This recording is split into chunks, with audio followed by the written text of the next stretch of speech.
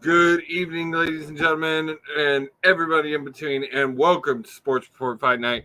I am one of your hosts, Josie, my good buddy, William Morgan, and we're here to talk all things in this week of combat sports. Let's jump right into it. I don't think there's anything we could start off with in the fact that UFC 276 this weekend. If you are a combat sports fan, you definitely know that Cerrone lost and then retired. Well, That is correct. That is correct. He did retire, and it was sort of kind of sad that he went out on a losing streak. I just wish he could have won. I Yeah, just wish he could have won. yeah, me too. Me too. It would have been bittersweet for him to go out with that victory. But it is what it is. All right, real quick though, future Hall of Famer for the UFC. Yes. Why wouldn't he be? I mean, you're more. We're neither Time and guys. Little bit of a caveat here. Neither of us are big UFC fans. I mean, We are wrestling fans, but we do follow it for y'all. So Cerrone tires with a 36-17 record and 2 no contests. He was one of the most popular UFC fighters, despite never scoring a significant victory. He was never a champion. nope. So is he getting in because of his record, or is he getting in because of what he meant to the sport? I think he gets in for what he meant to the sport. I don't think he gets in because of his record. His lack of championships certainly don't help, but I think what he meant to the sport will outweigh that. And yeah, to me, he's a Hall of Famer. He was in the game for how many years? So that's like what, 15, 16 years? It doesn't say. I mean, he's 38, so probably close to that. Yeah. Yeah. So, just for what he meant to the sport. And you got guys who Hall of Famers who get in because of that. Look at Coco Beware. Coco Beware got in the Hall of Fame for being a good hand. He didn't get in that he won championships in WWE. He was a good hand and he was a fan favorite. So, but you also got. I know a lot of people like to compare the two different things, though. UFC is a true sport. They really are in there and beating the shit out of each other. I'm not saying that. I'm not saying disparage one for the other. That caveat is because WWE has tainted. When everybody says Hall of Fame in wrestling, everybody thinks WWE, but that's a bullshit Hall of Fame. Of course. The Cauliflower Hall of Fame can be. There is a real pro wrestling Hall of Fame, but no one thinks of it. And I don't know what the rules are as far as getting into it, but one day me and Will are going to set up a true wrestling Hall of Fame. The Cauliflower Hall of Fame will be more important than that WWE. would probably be the one that I would think of more than the WWE Hall of Fame. Yeah. But yeah, I just say that because if you look at the two, Coco never won a world title in WWE at all. And he got in because he was good hand. I mean, Yokozuna, right? Yoko never owned or had a title, and like had some matches that when you think of certain people, like his match with Hogan, like you think of Hogan's career, most people who are diehard fans go to that match with Yokozuna or the match with Andre. Oh yeah. I agree. And Yoko was an attraction in itself. He had a lot of support from the back during those times too. Undertaker loved Yoko. So yeah, man. So congratulations to Cowboy. It says he's doing movies. He says he just doesn't love it anymore, which there'd be a time that I get tired of getting my shit rocked. Oh yeah. Even if I enjoyed it at a point, there would be a time where I'm just like, nope. Oh yeah, and he probably knew that he was leaving at the right time because you never know, that next blow could have been it. Yeah, that next blow. All right, so moving into wrestling. Well, real quick, let's go over this UFC 276 card. Real quick. I just need to say this, and I thought I was correct. I went back and I looked it up. Yoko was a WWF champion. He was a champion 2 times, and he was a tag team champion twice with Owen Hart. I thought I remember him with the world title. All right, so 276.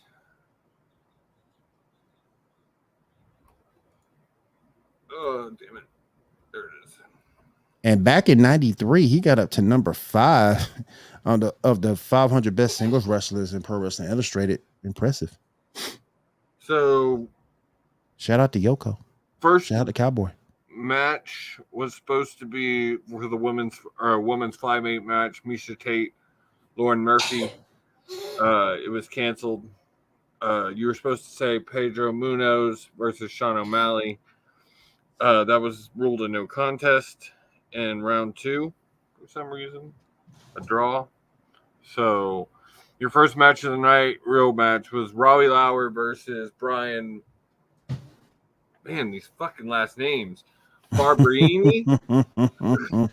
18-8. Barberini takes the win on that one in a KO. Your middleweight with Sean Strickland and Alex Pereira. There's the first one I've heard of. I know Misha Tate, but that's because of her podcast with Renee. How you doing, SpongeBob? Sean Strickland, Alex Pereira. Alex Pereira takes the win. Alexander Volensky versus Max Holloway. Alexander takes the win, and then you had Israel. God damn it. It can be tough. Israel something or other and versus Jared something or other. And I'm sorry, guys. Like, these last names, like, I'm just gonna butcher them. Like, Israel wins that. That makes him 23-1. That's impressive in the UFC. Yep, it is. All right. So next thing we probably should talk about. We want to talk about AEW or WWE first. Well, let's go and get WWE out the way. Let's go and get WWE out the way. I got some things I need to say about that. All right. So, Money in the Bank 2022 was this weekend in Vegas.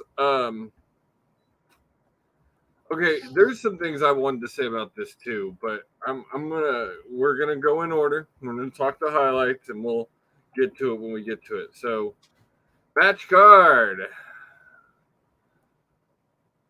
We started off, I believe it started right with the women's Money in the Bank, didn't it? Yes. Yep, it did. Bank match. So, in this match, you had Lacey Evans, Raquel Rodriguez, Becky Lynch, Asuka Morgan, Shotzi Blackheart, and Alexa Bliss.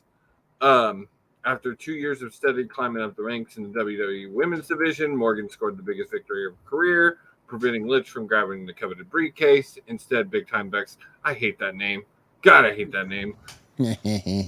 What almost certainly would have been another title reign, the lone survivor of the Riot Squad paid off her erroneous journey in a grand fashion. I was happy. I loved seeing Liv win this. Like, it was definitely the biggest win of her career at that point. And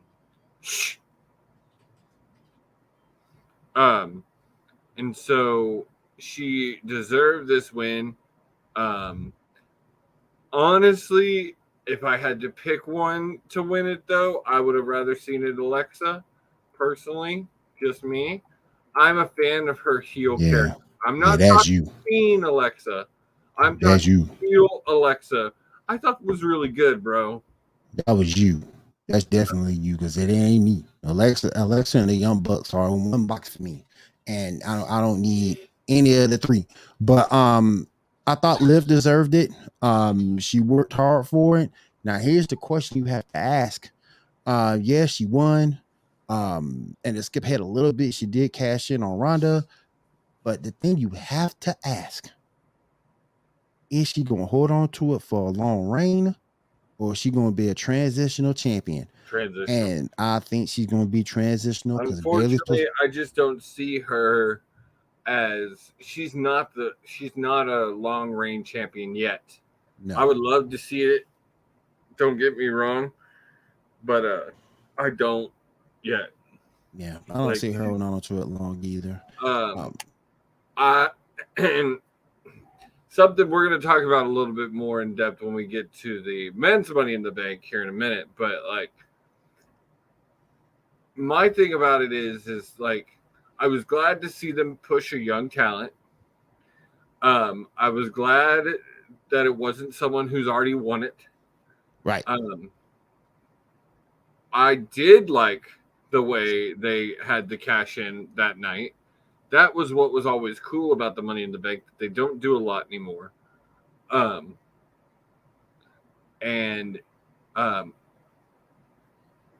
Honestly, though, give her till SummerSlam. That still could be a transitional champion to get her through the summer. And then you could drop it. SummerSlam's the end of the month? Yep. I think the reason why they gave it to her is because they wanted the fans get hyped up back into that championship, because Ronda's reign the second time around has been boring. Ronda is boring. She came back, and I don't think she was really feeling it. And I think that's why they gave it to Liv. They wanted to put some new blood, some new energy into it, which she'll do, because she's a fan favorite. But at the end of the day, with Bayley on the way back, nah, she's not gonna keep it long. So another thing that came out of this match is Raquel Rodriguez and Shotzi Blackheart were criticized a lot for their performances in this match. There was a lot of botches by those two in particular. And we all, if you've watched any of these shows, you know Will's opinion of Raquel Rodriguez. Trash. Straight trash. Shotzi is a good worker. I like Shotzi. I think she's talented. This is what bothered me. Shotzi went on her Twitter and made comments about people commenting about her match. And so you can't do that. Watches. But she called out AEW women's division for the same shit not a year ago.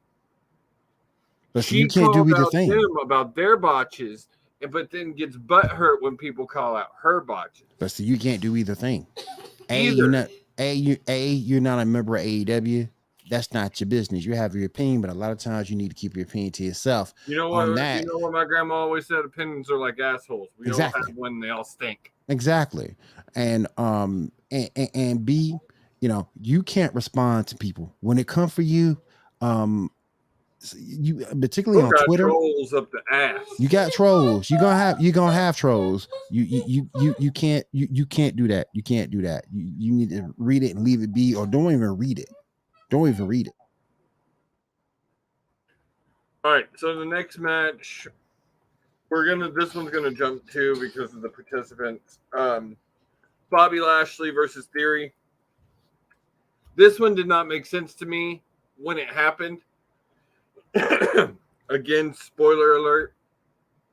Theory got added to the Money in the Bank, which I hate that bullshit. I hated when Brock pulled that shit. I don't like it now. The Money in the Bank should be locked in. You shouldn't be adding people to it in the last second. Unless you save one of those spots and say, yes, this right here is going to be a surprise entrant, like AEW does. If there's a surprise entrant, they'll tell you there's going to be a Joker in this match. Yes. That's fine. I'm okay with that. But when you say, okay, it's going to be these guys, you market these guys, they did the pick. Yep. They did the traditional Money in the Bank pick with all them standing on fucking ladders this past week. And then you add Theory in it, and Theory comes out and wins it. And this is what I wanted to say about this is I am one of the people that says WWE needs to push younger talent. This is my problem with this push is he is not ready for championship. Everybody knows he's not dethroning Reigns. He only has a year to hold that title and use it. The only way I see that this works is if for some reason Reigns loses the title to Cena. Cena then keeps it till Mania, and then Theory takes it at Mania.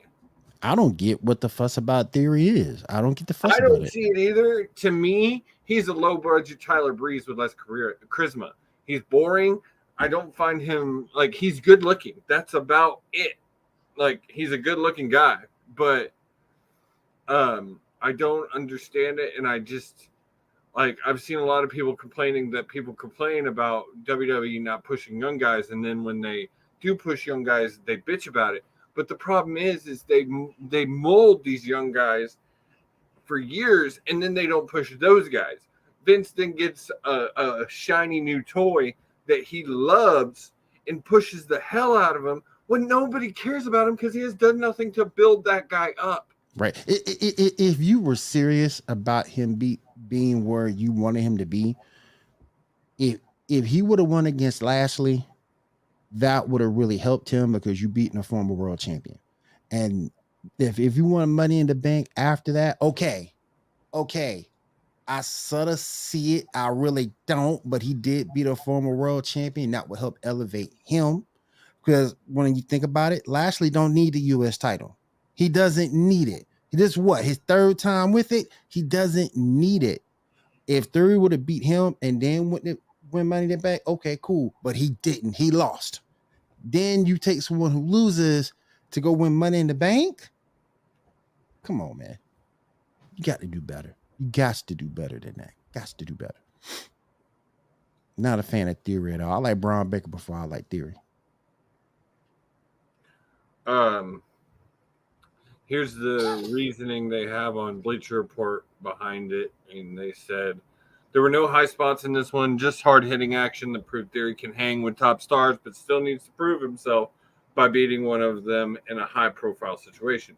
Given the teases of a match with Cena, which we've already heard is now not happening, it makes sense that WWE officials would want to get the title off of Theory ahead of SummerSlam. That July 30th match, assuming he wins, would be one such defining victory. Even in defeat, it would be a huge sign of trust in the young star.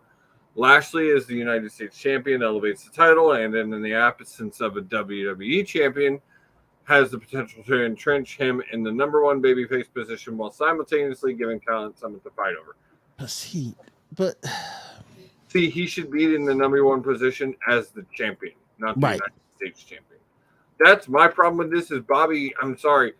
I love the nostalgia around the United States Championship, and I think what people do with it when your time is up as the champion and trying to legitimize those titles is a good thing. But Bobby deserves to be running with that champion as the top babyface. To me, it never made sense why they killed off Edge of the Judgment Day to bring him back as a babyface when you had a great one in Bobby. Right. Like I said, Bobby he don't need the US title. That's been my whole thing. He doesn't need it. He's already a threat to every champion in that book. If he gets he don't need it, man. He don't need it. And don't get me wrong, they gave it to him to, like you said earlier, elevate that title a little bit more, but it's his third time being a US champion. Yeah. His third time. Like he hasn't proven it. Like Bobby hadn't proven himself already. The former world champion. Come on. Man, to me, he's never been in WWE what he was in Impact. They booked him so well in Impact. I loved the Walking Armageddon character. Yep. I loved it. I thought it was dominant. He was brutal. He was rough. And like I realize he can't pull that off exactly in WWE, but I don't know. To me, Bobby's best time was his time in Impact. Yep. Your next match was the Raw Women's Championship, Bianca Belair versus Carmella. Holy shit, hell froze over because last night, Will actually had good things to say about Carmella. She looked good last night. I give her props. I heard this was actually a pretty good match. Let's see. What did Bleacher Report rate it? She looked good last night. I give her props on that. Bleacher Report gave it a C+. Yeah. Mrs. Corey Graves. Corey Graves explained, I married her after Byron Saxton claimed the two were associated. But she looked good last night. I give her props. And that was a good win. And that was a good win for Liv and Bianca. And Bianca Brock said, "I'm glad you didn't cash in on me." I would have loved to seen that, and some people says that should have what happened, but honestly, I agree with the move because I just think Ronda. I thought they were writing her off, but now I'm hearing that that's going to actually start a feud between the two of them. All right, let's get to it. The match that stole this whole motherfucking show. The match that everybody's talking about. For the unified WWE Tag Team Championships, the Street Profits versus the Usos. I went back and watched some clips from this match, and it was a match, man. The Street Profits, shit, what is his name? Fuck, not Dawkins, the other one. Montez Ford? Yeah. Woo! They talking about weight. They're talking about moving him to a single spot too. He's looking good. I don't think they end in Street Profits yet, because they are pushing close to New Day popularity. Yes. So I don't. WWE's not that stupid. Like, yeah, they break up some teams, but like Street Profits are to a point, and then that match they put on with the Usos, and like I know we talk shit about WWE product, but truly, if you really want to say it, I would love to see the Usos outside of a WWE ring to really prove themselves as one of the best tag teams. But you really can't say that they're not one of the best tag teams. But the thing about the thing about it though, you could put them anywhere. They're good, and a good worker. Love to see that proved. A good worker. I just think a good worker is a good worker, and they'll fit anywhere. The style may change, but if you put them in AEW with that increased freedom that they have to do more in the ring, man, please. Now, Impact, you might have a point, but when you're looking at AEW with the freedom that they give their wrestlers to do their storylines, to do their matches in the ring, you're gonna give the Usos that freedom? Oh, and I agree with you. I think truly, if the Usos got that freedom, we'd see them pull an FTR. Truly. But that my thing is I would love to see them get that freedom. I'm not saying that they couldn't do it. I think they would do it because I agree. They're both good workers. We both know who their daddy is. Like no one gives Rikishi the props that he deserved as one of the top mid-card guys of the 90s. Rikishi knew he was never going to be a champion. That was not what. But he and Grandmaster Sexay, rest in peace. Chris Lawler, but Brian Lawler, but and Scotty Too Hottie, Too Cool was one of the best things of the Attitude Era. Like watching them come out and do their. And then Scotty busting out the worm and seeing Rikishi do the Fat Boy Shuffle. Like, I mean, nostalgia all over it. And Rikishi got into the Hall of Fame being a mid-card, which sounds crazy, but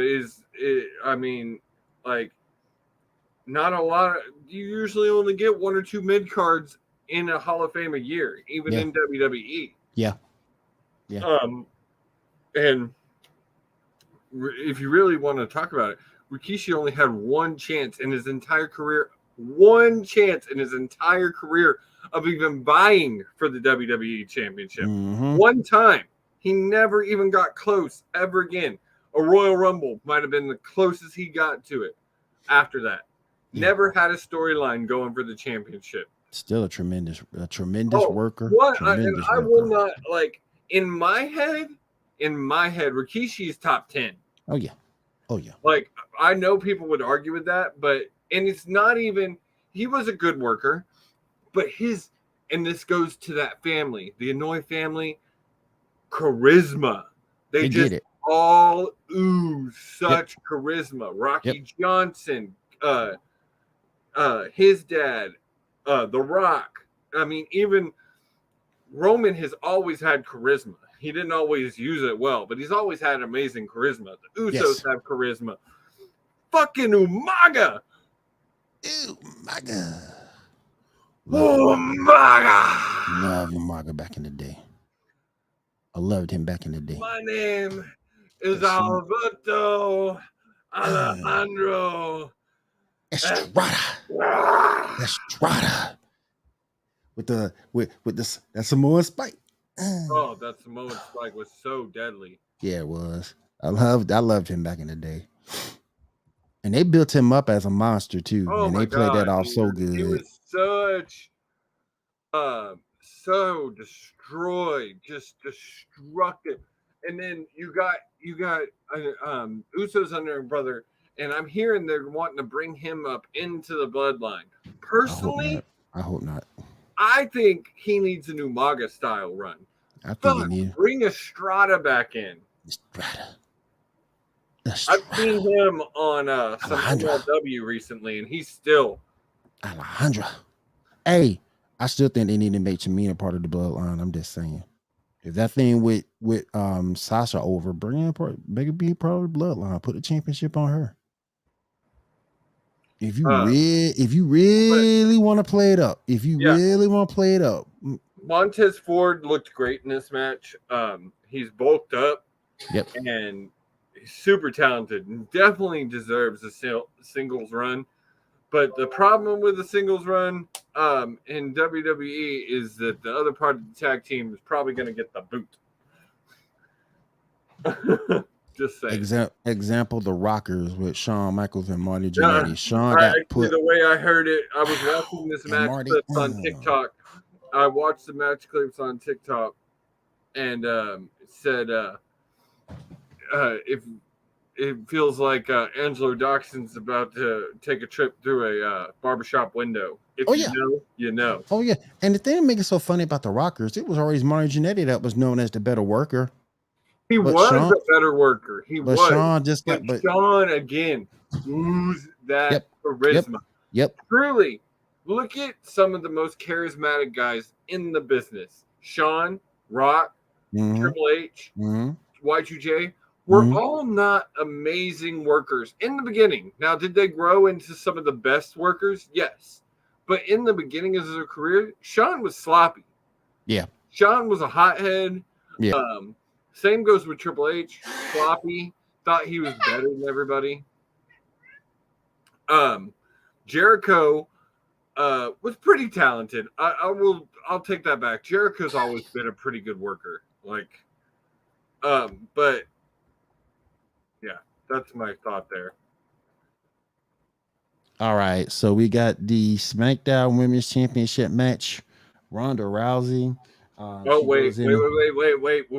Wait. So there's a top comment here. It says, between the commentary team reiterating Kayla Braxton's tease from SmackDown of dissension among the Street Profits, and the commentary team excessively hyping the approved physical condition of Ford, it certainly seems like the days of the popular babyface team are numbered. Could be. Then we had to talk that the Usos took the win on this, but Ford's shoulder was up. We got a rematch coming. And if you really want to put the Street Profits over, there you go. Let him beat the bloodline. Right. So the final match of the night was Natalya versus Rousey. This was I'm sorry, I love Natty. I think she's amazing. I think she's a great talent. I think she's looking past WWE at this point. Good and damn well. They knew good and damn well Natty wasn't gonna beat no Ronda Rousey. Yeah. Good and damn well that wasn't gonna happen. Exactly. I would like to see Natty get another run, but it ain't gonna happen. Nah, it ain't gonna happen. She's transitioning out of wrestling. She's too much. They look at her too much as mother hen, but at the same point, she is one of those people that you can put in there with anybody, and she'll make them look good. But you also have to look at it from the standpoint of she allowed that to happen to her, and that's my thing. If you're not gonna have me. I'm not saying I got to be top dog, but I need at least to get one more run. If I can't get that, I'm gonna go somewhere where I can. And she's got the resume to be successful anywhere she goes. Anywhere she goes. Yeah, she might got to change her name a little bit, but you know who she is. Come on, man. And she allowed all that to happen to her. And I thought she was going to be her claim to fame with Beth Phoenix, but that didn't turn out happening as a tag team. So no, she won't be no Ronda Rousey, man. Come on. Every wrestling fan knew it. You believe she gonna win that match? I got some land in Florida to sell you. All right. So that closes out Money in the Bank. Honestly, final thoughts on this pay-per-view? Decent. B minus to C plus, somewhere in there. I would say, like I said, the Street Profits Uso match stole the night for me. I was happy to see Liv Morgan. Theory, I just, there's other people in that match I would have rather seen win. That's the only problem I really have with it, is I would have rather seen Riddle. I think Riddle would have made more sense to win it than Theory. Like, right. I agree with you. He needs to be. He needs so much more build. Oh, why didn't you tell me my camera wasn't working? Oh, I thought you did it. No. Idea. How long have I not been visible? It might be something. There you go. But yeah, he needs so much more work. So much more. I ain't gonna say work. Let me stop. He needs so much more build up than what he currently has to be in that spot. Agreed. All right, so moving along. No, so many big things going on in wrestling this week. So now you had AEW Blood and Guts coming off the heels of Forbidden Door. This is a much shorter show for a weekly Dynamite show because Blood and Guts was an hour-long match. But it started off with what I would say was an instant classic because the two guys went hard in it. Was Orange Cassidy versus All Ego Ethan Page. I'm liking this new Cassidy we're getting. A little more serious, like you really see when it comes on. Says Orange Cassidy looked to earn a signature victory when he squared off with Men of the Year's All Ego Ethan Page. Freshly squeezed, found himself on the defensive early and throughout the picture-in-picture commercial break. Cassidy fought his way back. After capitalizing on miscommunication between Page and Lambert, he delivered the body slam, failed 3 other times to execute, and then earned the pinfall. 2 things are readily apparent here. Cassidy's return could not have come at a better time, and Page might be the most underrated guy on the roster. I agree with this. Page, one thing that bothers me, but I understand why they do it, but it still bothers me. I understand AEW puts guys together in tag teams because they want to focus on tag team wrestling. They want, like, everybody pretty much has to be a tag team at some point in AEW. But now Scorpio Sky's got the TNT title. He's getting a good singles run. Page should have maybe won the Atlantic title. One, it would have been good for Men of the Year with them and that twat waffle Dan Lambert. You're so quiet. I don't even know if you're here. I'm here. I'm listening to you. Like I'm getting no reaction. I'm listening to you. But yes, this was a great match. It was an amazing match. My thing is, it was just good to see Cassidy get a meaningful win. Well, not one of these BS wins. You know what I'm saying? I think you're getting more of with him is the Ospreay match. We talked about that last week. The Ospreay match was an A+ match. One of probably Cassidy's best matches ever. And I think you're going to start seeing more of him in that style now. What are you giggling about over there? Dan?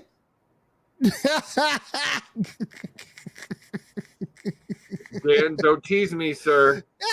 Not unless you're gonna deliver. Dan, you stupid. That's Dan that did warn everybody from Sports Report After Dark. But yeah, it's good to see Cassidy get a meaningful win, and it's good to see him actually not just coming in with a weak little or a weak little to somebody. It was good. I know it's a stick. I know it's a stick, but I like to see him. He did it to Lambert. Yeah, he did to Lambert. I like to see him wrestle though, and we got to see him wrestle, and I loved it. I think that's what you saw with the Ospreay match, and I think you're going to get more of that now. Yeah, I think, and I love Will Ospreay too, but just to see Cassidy get it, just to see him get a win was good for me. So I saw a video of Ospreay delivering that elbow, his finisher. Yeah. And I saw a video of the full speed looking like the guy actually takes it. So I can't remember what he calls it, but he runs up and he blows him into the back of the head. And it blew my mind because someone then had the slowed down version of the guy ducking literally last second. And the guy brought up a great someone in the comments. How did he know? Ospreay has to give a signal. I don't know if it's a tap on the leg or what. There has to be a signal because there were guys in the chat saying, "Oh, that's training. It comes with training." Nah, I'm sorry. You can train to be a wrestler for years. You don't get eyes in the back of your head. No. And so, because if you look, if you watch Randy, every time he's going to do that hip pop off the ropes, he claps. Yep. The clap is the sign to the other guy that they're going through it. Right. If he doesn't clap, that means counter. Right. Or something's going to change on the fly. They're going to pull a hurricane on something. Right. Like Randy always claps before that move. Right. And there had to, but it looked so good. The other dude played it off so well. And then some people were commenting because then after that, Ospreay goes in what looks like forearms to the head. And even I watched it and I was like, that don't look like it's hitting shoulder blades. Like a couple of those look like he hit him square in the head. Right in the back of the neck. Back of the neck too. Oh. You know that hurt. Oh, you know that hurt. I was like, but I mean, Ospreay is one of the best to do it right now. So I'm sure he is landing those. But that speaks to the talent of wrestlers and what they go through. Like, that guy literally 1 nanosecond later, he's taking a full-on forearm to the back of the head. Yep. And so yes, I'm loving this new Cassidy. He did finally enter with Jefferson Starship's iconic Jane this week. That's his new theme, which was his theme on the indie scene. It's just taking some time for AEW to get the rights to it. Right. Dan Lambert had some funny lines this week. He got Trip Beretta and Chuck Taylor banned because they didn't have manager's license. Finish this guy. He looks like a 12-year-old. Cassie's counter into Stun Dog Millionaire is one of the best in AEW. Yes. I agree. Cassie has one of the only out of nowhere finishers in AEW. Like, he can pull it anywhere. Which is funny because he also has the Superman punch. Yep. Cassidy delivered the body slam in ode to Hulk Hogan slamming Andre the Giant. As skinny as he is, he got a Superman punch. Match 2, we saw Luchasaurus debut as heel and be Christian Cage's new muscle. But oh my God, bro. Did you go back and watch any of Blood and Guts? Yeah, I saw a little bit of it. Not much, but a little bit. Did you see? No, I didn't see the end of Christian's promo. I didn't see the promo. Everybody told me it was good though. Oh man, dude, it's only been a week and we're already getting like top level heel Christian. Just it's so good. It's hard to say somebody's better than him at being a heel than he is. The Miz and MJF are the only ones I could possibly put. The only reason I say the Miz is the Miz to me is probably one of the best heels of our generation because he's done everything that he's done in the PG era. Yep. And you saw him again on Monday night with him and Ciampa. I don't know about that tag team. I know you don't like it. I know you don't like it. It does kind of unorthodox, but it's different. So let's give it a chance. It happens. Luchasaurus debuted as heel. This is going to be interesting going forward. Like, there's a lot here because honestly, like Jungle Boy and Luchasaurus have known each other since Jungle Boy was 11. Jungle Boy. And I did think it was time though. I did think it was time for Jungle Boy's single run, and I would love to see possibly Luchasaurus at someday is like TNT champion. I think that'd be great. The ratings is set okay, so it says Christian Cage cut another disgusting promo on Jungle Boy and his family before introducing the new look Luchasaurus, who entered to a new theme music in all black ring gear. The masked big man proceeded to squash Serpentico, defeating him with a modified snare trap and a warning to his seemingly former tag team partner. After the match, he delivered the chokeslam on the floor, further solidifying his heel status. If there was one thing AEW did not need, it was a heel Luchasaurus.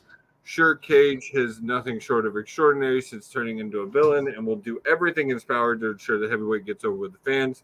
Still, it's a major disappointment that the hugely over Jurassic Express has come to an end with a whimper, robbing fans of what could have been a big money angle. I don't think this is the end of Jurassic Express. No. They will come back around. But I did think it's time to give them both a single run. Backstage, Wardlow and Scorpio Sky agreed to a street fight. Please, wrestling gods, put that belt on Wardlow. You're disrespecting Scorpio Sky. I love Scorpio. I think he is a super talented, and I'm glad that he's now like a 3-time TNT champion. I just think it. But how do you? Wardlow's so over right now. Exactly. He's so over. That's why right there is, and then it's also the long draw storyline of all of this. Like him winning that title, like puts a end on everything that he's went through since the very beginning of AEW. I agree. Cage insulted Jungle Boy's family before mentioning for the young star's mother to call him. The only thing good about Detroit is that it's close to Canada. Wardlow appearing unfazed by anything Sky has to say is just peak badassery. Next match was Danhausen and Friends versus Max Caster and the Gun Club. Couple of things in this match. The Friends were the 7-star motherfucking FTR. Which, how come no one told me I needed Danhausen and FTR tagging together? Like this Someone match should have told you. Somebody should have told you. It was so great because you got FTR is doing everything that they said they were going to do. I doted on them for 30 minutes last week. I could do it again. And then Danhausen is just so over for just being FTR. I mean, and FTR is getting otherworldly pops no matter where they go. Yes, they are just so over. Yep. And Danhausen's on that level. Putting them together was a great idea, even if it was just for one night. And then you also in this match saw what looks like the end of the Claimed and the Ass Boys. Yep. Anthony Bowens walked, got up, and went to hit Danhausen with the crutch, missed, and hit Colton Gunn. The Gun Club boys got into it with the Acclaimed, and then Billy struck Colton.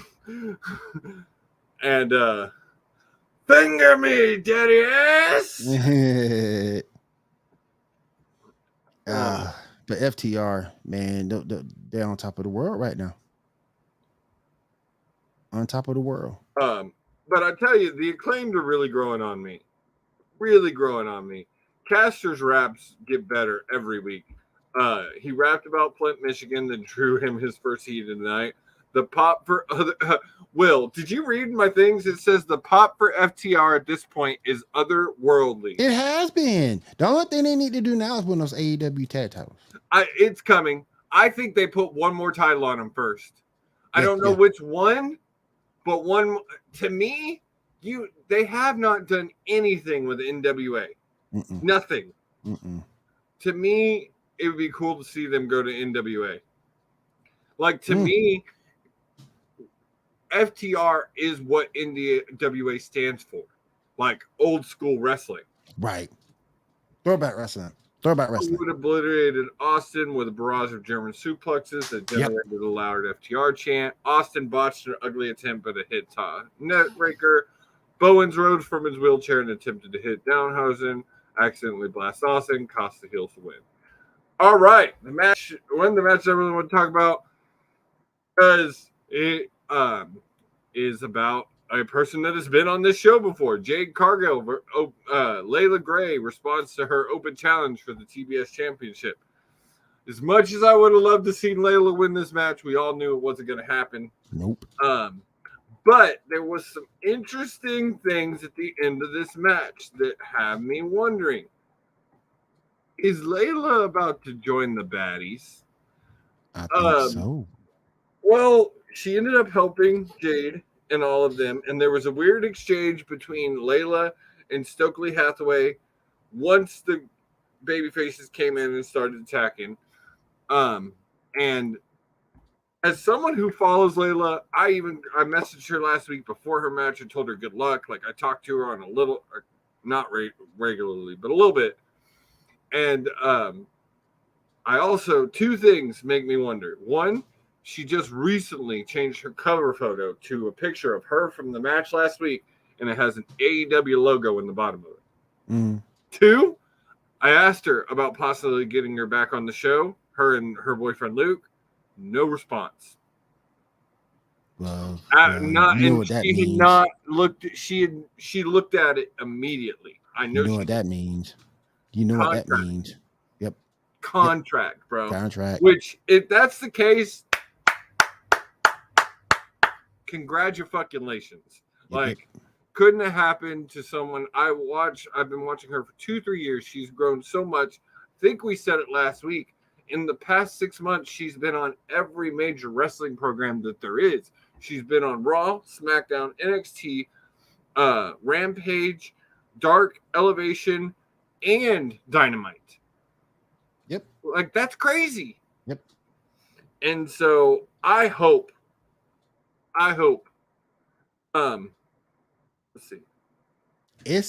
We talked about it offline the other day. I still feel that Jade needs to take a loss at some point. Yeah, okay, she really does. And, you got some women in there that can do it. Serena Deeb can do it. Athena can do it. Kiera Hogan is a maybe. She needs to lose that title. She really needs to lose it. I agree. And it's like, the thing that when I say that, people look at me like I'm crazy. Doesn't it demote her? No, it doesn't demote her at all.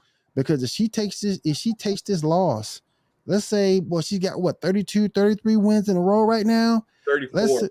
Let's say that win against Layla was 34. So let's say we take her 40 and she loses. Okay. A, she's proven a point that she can dominate.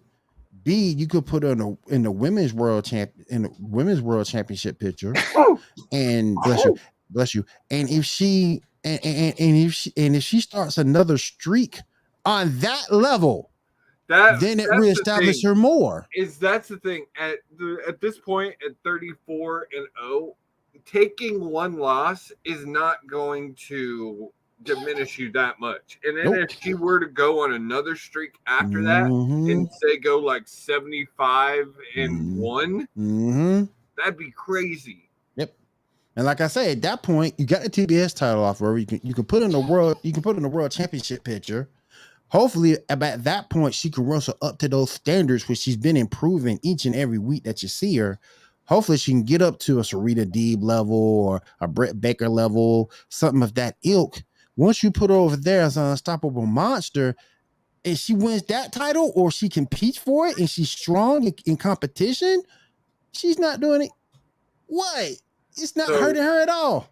In the little clip for this match, it says the contest itself was rather nondescript, but the idea of Gray joining Hogan, Hathaway, and Cargill is intriguing. She clearly has potential, and sliding into that group would immediately enhance her stature on the show and give her a spotlight she has not yet had in her young career.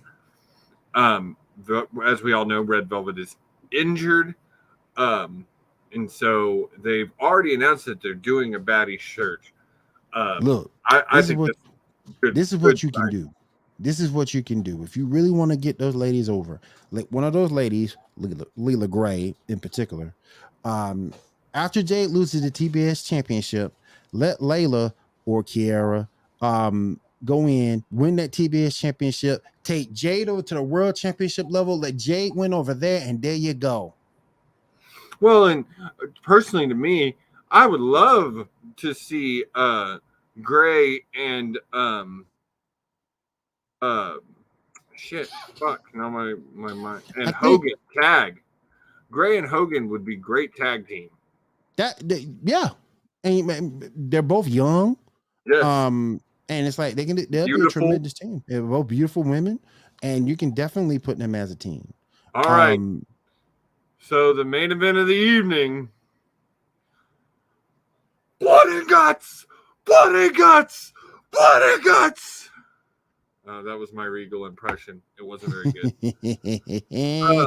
All right, so you got Blackpool Combat Club versus Jericho Appreciation Society and Blood and Guts. I think one of the greatest parts of this match was the JAS's entrance. And I'm sorry, anybody that doesn't realize that the JAS is fucking gold right now is not a true wrestling fan. I was reading some shit, and Will, you've got to stop me from doing this. Again, I was reading comments in wrestling Facebook.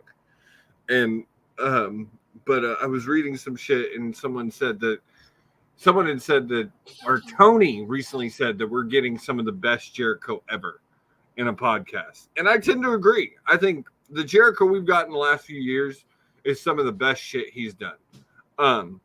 Especially this feud with him and Kingston. Oh my God. I agree.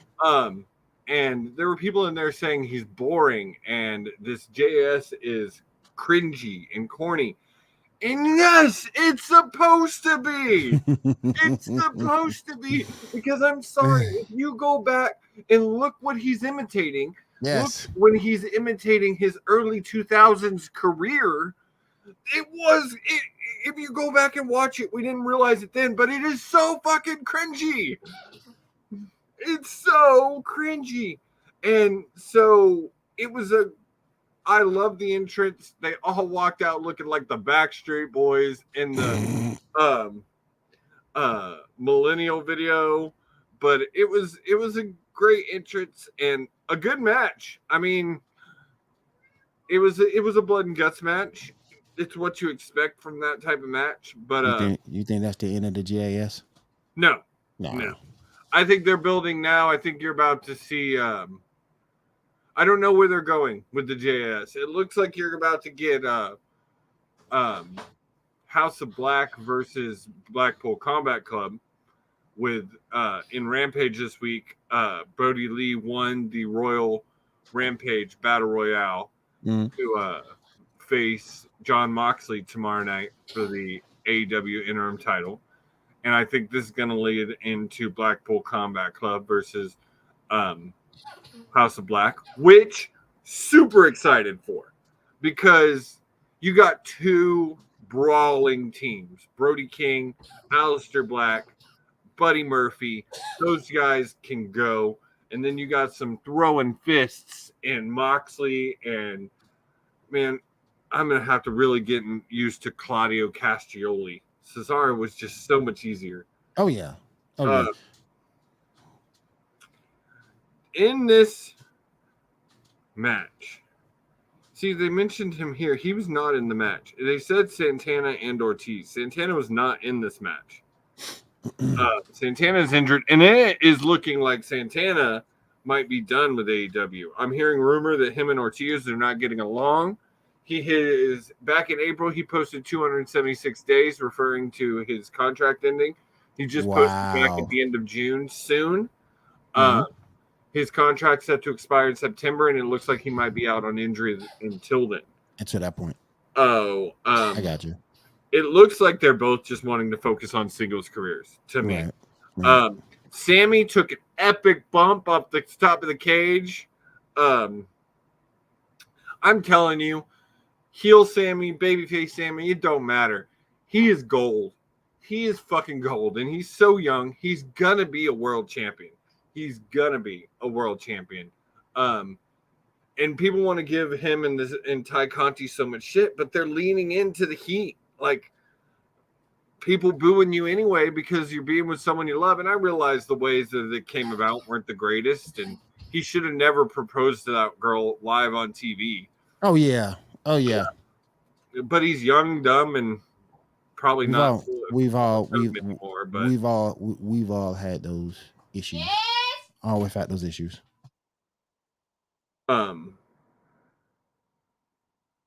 I think you're going to see a feud between Kingston and Claudio now, because if you know anything, they've had a huge rivalry their entire Indies career. They don't like each other.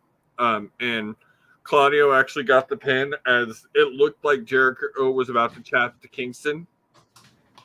I forget who Claudio got to tap out, but it was a solid match. Bleach Report rates it an A. Top moments of the match: "We the People" chants spilled from the stands in recognition of the history between Hager and Castagnoli. That was one of the things I felt they missed. I felt there should have been a time where Hager and Castagnoli came to the center of the ring, maybe done the hand sign, and then started beating the shit out of each other, because the crowd would have exploded. Yes. Had they, I know they may not have been able to get away with saying "We the People," but if they'd have just come to the center, put their hands on their chest, the crowd would have done it. And it would have been huge. Yeah. And you never have to mention it again. Right. With a huge pop from that. Huge pop. Oh, yeah. Now, I want to get to what you shared with me earlier before we go. Oh, yeah. Hang on. We're going to get to that. I was going to close out with that. Top moments finish off for this match. Moxley entered the ring ahead of Kingston, building the ladder's arrival. Kingston actually entered last, which really put the emphasis on the feud between him and Jericho. Moxley introduced Broken Glass to the fray, pile driving Parker onto it. Ruckus cries of Eddie spread through the Little Caesar Arena as Kingston paced back and forth. Ty Conti served as the heater outside the ring, passing weapons and opening the cage. Got her ass whooped by Ruby Soho. Kingston sent Guevara from the top of the cage to a wooden platform set up at ringside. The finish was Castagnoli forcing to tap out. Oh, it was Daddy Magic Matt Menard. I love that name. Fucking love that name. Daddy Magic. Have you seen him? Have you actually seen a promo of his? No. Dude, you need to go look him up. He's so old school. He reminds me a lot of Macho, but a little more chaotic. Some people say he's coked out. But he's very old school in the way he delivers promos. You got to go check out some of his promos. Okay. All right. So, yes. In doing, like I said, which will never stops me from reading comments and diving into the dark world that is never will I ever. The IWC. You won't, because I always find gold like this shit. Oh, it's too small to even read. Okay, so I'm gonna have to pull it up and read it. All right, so we all know the promo that MJF gave a few weeks ago. And with that, we all felt like it was leading to something. Like, I know me and Will said many a times we weren't sure if this was a work or if what was going on with it. This is really hard for me to read, but report: MJF was to work a program with CM Punk with Punk dropping the belt to MJF at All Out. PWI Mania claims a source within AEW has claimed MJF was supposed to work an angle with CM Punk after losing to Wardlow at Double or Nothing this year. MJF has supposedly been very frustrated within AEW for a while now and wasn't shy on voicing his concerns at every opportunity, supposedly creating a lot of heat within the AEW locker room, especially when he mentioned about ex-WWE wrestlers being paid more than him and what he thought about it. It's all escalated on Dynamite after Double or Nothing, in which MJF vented his frustration, dropped an F-bomb live in the show, which was beeped out for fans watching the show in the States, but not international fans who heard them loud and clear. MJF has been since supposedly took his ball and gone home, sitting out his contract until 2024, but the sources within AEW claimed that was all geared up to MJF taking on CM Punk for the AEW World Heavyweight Championship at All Out this year, in which MJF was booked to win and go on a monster heel run as the youngest AEW World Champion in AEW history. It all seems to add up as Punk was seen coming to the ring to try and talk sense into MJF after his F-bomb on live television, in which MJF saw Punk immediately left the ring, exiting through the arena via the crowd. So there was a storyline brewing there. Many fans believe that this is to be one of the biggest works in the modern-day history of wrestling, and it's likely it is true that you'll see the storyline continue once CM Punk returns. Source from PW Mania. This is obviously the plan. Punk came out of the MJF promo and he ran off. It was clear it was leading to a Punk MJF feud. Basically, how Cena was Mr. WWE and Punk was anti-WWE in 2011. I totally respect soon as Punk comes back and beats Mox for the unified AEW World Championship, MJF will come back and feud with Star. I actually, reading this makes me believe it even more because CM Punk's finished. It makes more sense now. It makes total sense. Okay, MJF took his ball and went home. He's sitting on the couch. CM Punk comes back. He beats Mox. And then the next show, maybe even at that show, after he beats Mox, MJF comes through the crowd and wrecks CM Punk. Yep. Just destroys him. And then that sets up for whenever. Work. Yep. I fully believe it is time for MJF to have his run, and he needs and that first run needs to be epic. He needs to put heel Omega. Amen. It needs to happen. It needs to happen quick. And it's the only thing that's going to get him to stay in AEW. Only thing. Yep. So I hope I hope CM Punk is not injured long. I kind of do like what they're doing with the interim title, and looks like they're having a little fun with it, not taking it too seriously. Honestly, going back, we didn't talk about Rampage really all this week, but the battle royal that they did with the 2 rings for Rampage, they still had the 2 rings set up because they filmed that right after Blood and Guts. Right. So they had 2 rings, one red, one blue. Person came out every 2 minutes, and then the final 2 people in those fought, and it was Brody Lee versus Darby Allin. Personally, to me, you missed a golden chance. Darby should have won and maybe beaten Mox, giving him his first title run.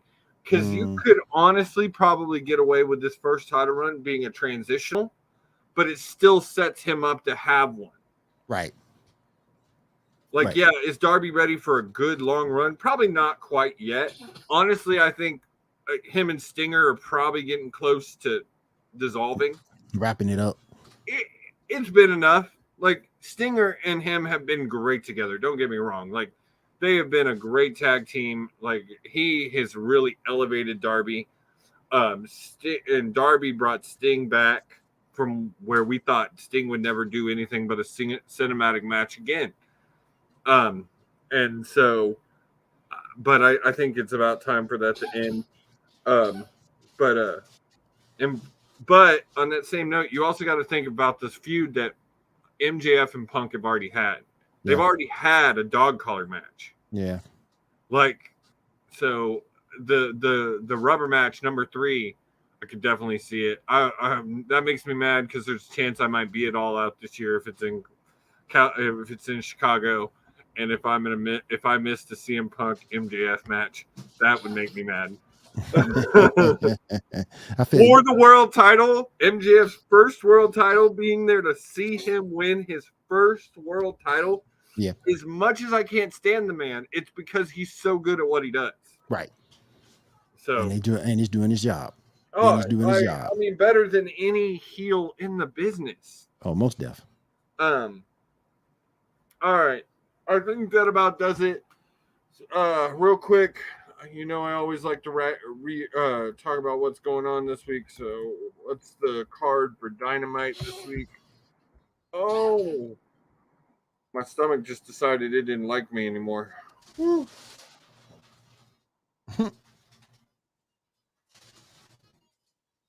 quiet tonight, Will. I don't like it. Oh, God. What the heck is wrong with my compute? What the? Oh, okay. Got it. Some computer issues, but I got it taken care of. Right. But nah, man, it's just AEW still doing their thing. Yeah, they got their flaws, but they're still doing their thing. Well, and that's the thing. Like, I read something today. Like, is AEW perfect? No. And one thing I try to really say on this show is we don't agree with everything either company does. Right now, looking at WWE and AEW, from my point of view, AEW is doing it better. Oh, yeah. On a weekly basis. I realize everybody looks at the rating and says, like, well, AEW can't even sustain 1 million. Ratings are a little warped now because they don't measure how many people record it and watch it later, or watch it like me who watch it on the internet. Right. And those ratings don't count. So you're missing out on a lot because people don't watch TV like they used to watch TV. Only the live shows count. Yeah. So AEW has done a great job. They're just coming into their 3rd year. They are really starting to build some homegrown talent. I'm looking at the card for this week, and you only have 3 people. Yeah. Well, 3 people in a tag team that are WWE, old WWE guys. So you got Moxley versus Brody King for the interim world championship. And this is why I think Wardlow might win this match. We all know Moxley's not losing to Brody King. No. Brody's not ready to be holding the title. I'm sorry, I love you. But then you got Scorpio Sky versus Wardlow.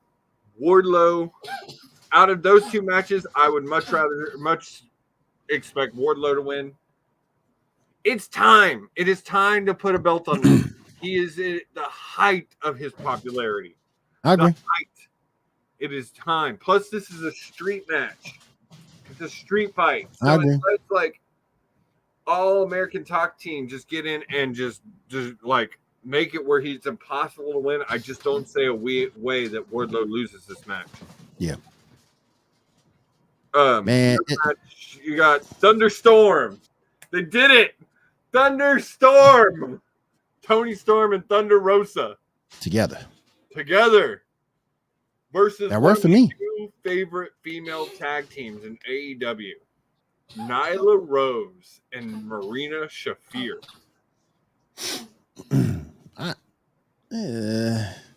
Dude, dominance.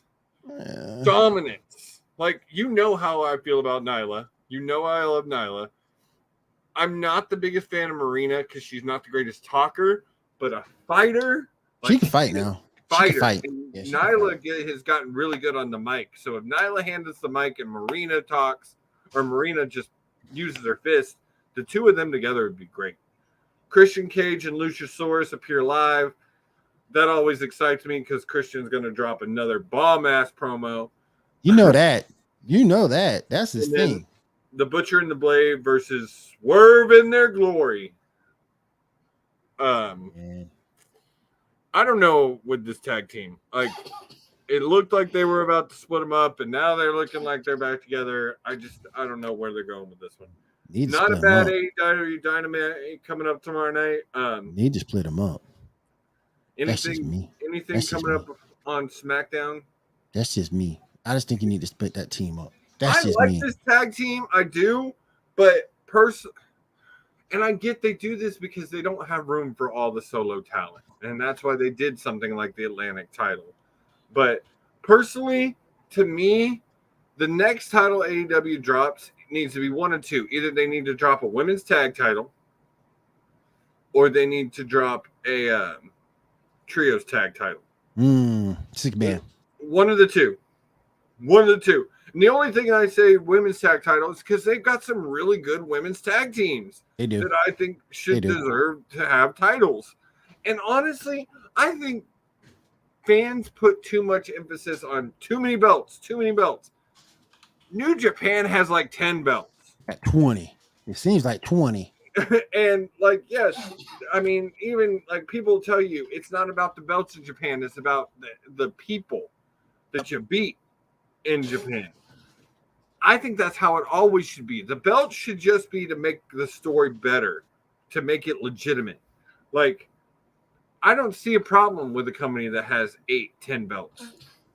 I don't see the problem. It makes more business. It makes more stories for more people.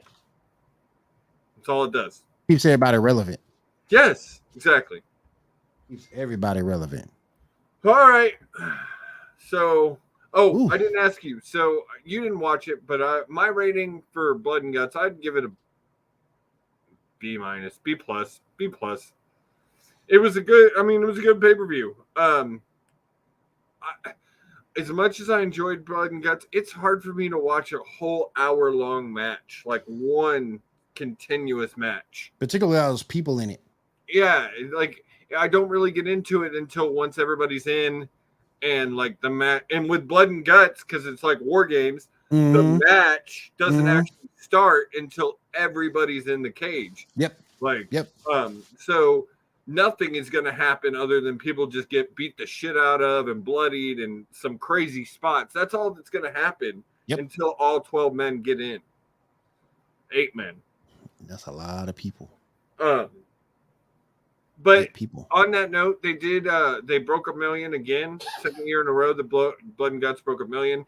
They're getting there. I mean, they're steadily keeping around the 900,000 every week for Dynamite. And they're consistently the best, if not one of the best shows on Wednesday nights every week right now, especially because they're not competing with basketball. Nope. It's all them. And that's the other thing too, is people put too much emphasis when there's things that WWE doesn't even beat. WWE doesn't air on Wednesday nights because they know they're not going to be basketball. Yep. AEW doesn't have a choice. Yep. And then WWE has tried really hard to get football off of Monday nights because it hits them so hard. Yep. During the football season. And I keep telling people they need to be that show needs to be the best during football season because that's when they suffer. That's when they struggle. That's when they hit their lowest numbers of the year. Like if there was a time that I could ever see Raw hitting below 1 million, it would be during Monday Night Football. Yep. With the garbage they're putting out now. Yep. They're gonna be hurting. Real quick, I just want to say real quick, while we up here, shout out to NXT. Shout out to Nikita, shout out to Gigi. Shout out to you ladies. Y'all got NXT on the map and keep them relevant. And only thing keeping it relevant. And the only thing keeping it relevant. I'm hoping that Triple H is coming back and is gonna change stuff.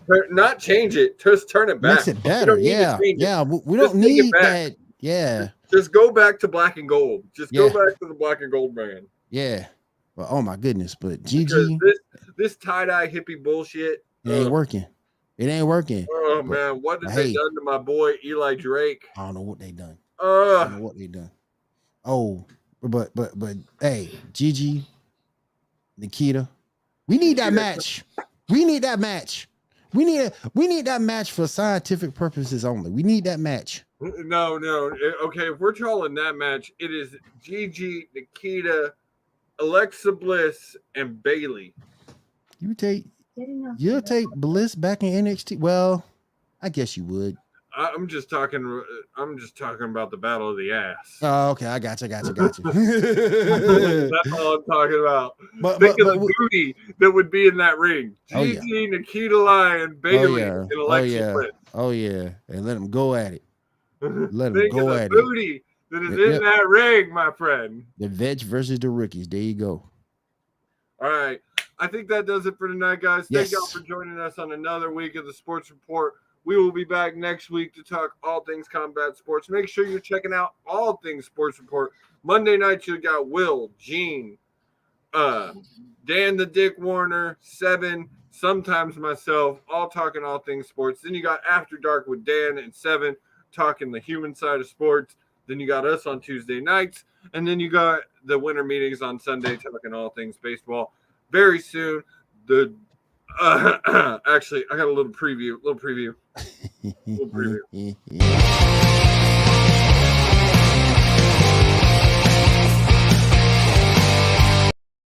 The hardwood with the dick. The dick. Okay, can you see him imagining? I'm working on custom intros for all the shows. Can you see him introducing him? Hey, hello, everyone. Welcome to the Hardwood. I'm the Dick. How y'all doing tonight? Yes, that is exactly what I want.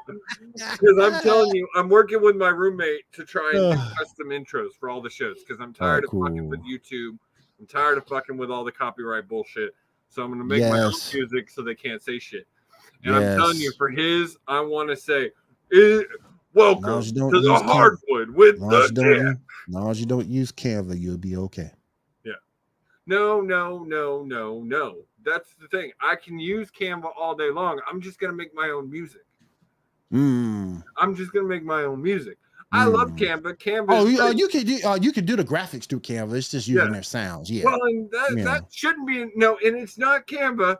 It's Epidemic Sound. Epidemic Sound. With the premiere that we pay for Canva, I am supposed to get rights to all songs.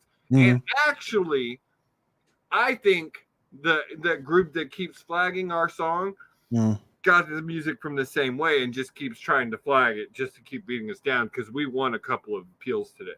Yes, we did. We did. So, fuck you. Yes. But yeah, thank you guys for joining us. Y'all have a great night. We will see y'all next week. And as always, check us out everywhere you can catch the Sports Report: Facebook, YouTube, Twitch. We now have a Spotify. You can catch all video episodes on Spotify. Thank you guys for joining us, and y'all have a great night.